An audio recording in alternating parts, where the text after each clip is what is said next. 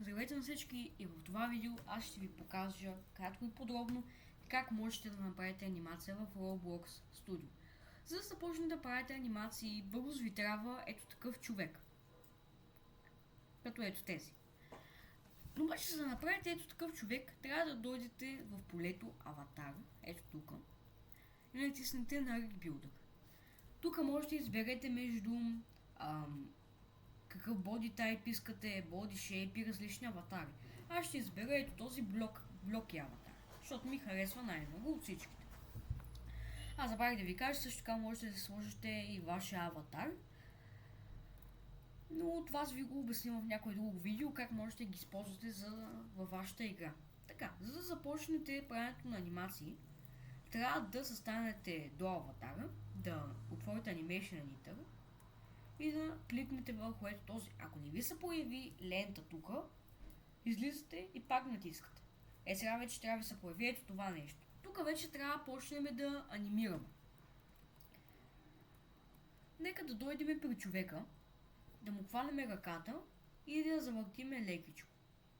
Много лекичко. Едва. Сега ще се появят две точки.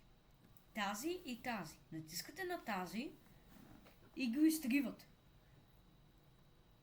Ето, готови сме. Вече сме започнали с анимирането.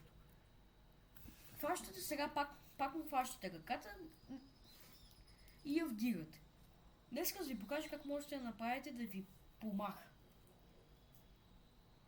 Само че гледате да мръднете чертата малко напред.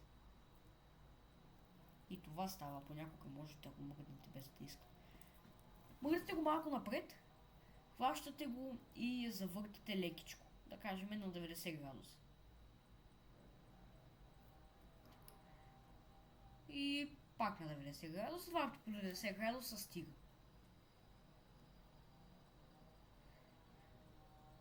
Сега, ако искате да е малко по-бавно, сега в момента е много бързо, можете да го направите ето така. Ето, вече е по-бавно. Сега, премествате го малко по-напред и сега направим самата анимация за махане.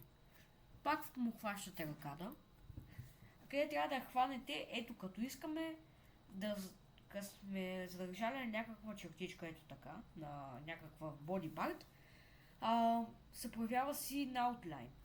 Ето. И това са всичките неща, където можем да мърдаме. И също така и главата. На някои аватари, като ето този, не можем да мърдаме главата. Но това е съвсем друго нещо. Нека сега да хванем ръката и да я завъртиме лекичко. Аз предпочитам да я завъртите на 20 градуса, ето така.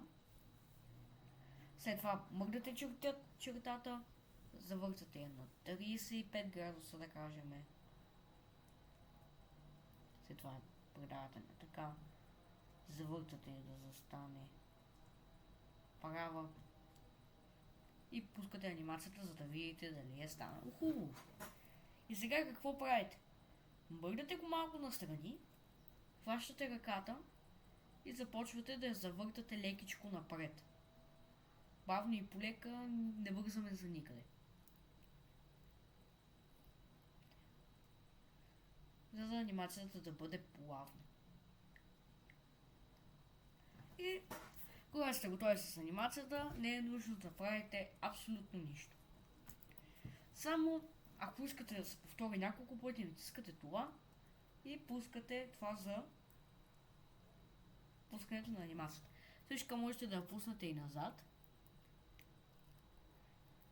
да я превъртите напред, бавно и полека, да я превъртите да я пуснете от начало, да я пуснете от край, да я превъртите назад, да я превъртите напред. И ако искате да я запазите, натискате на трите черти, Publish to Roblox. И сега вече тук можете да има един син бутон Save и я запазвате. Това Publish to Roblox ще ви потрябва, ако искате да направите бутон подобен на ето този. подобно нещо като ето това, за да може всички да го виждат. Но обаче това ще ви го покажа в някое друго видео. Това беше всичко от мен. Чао и до нови срещи!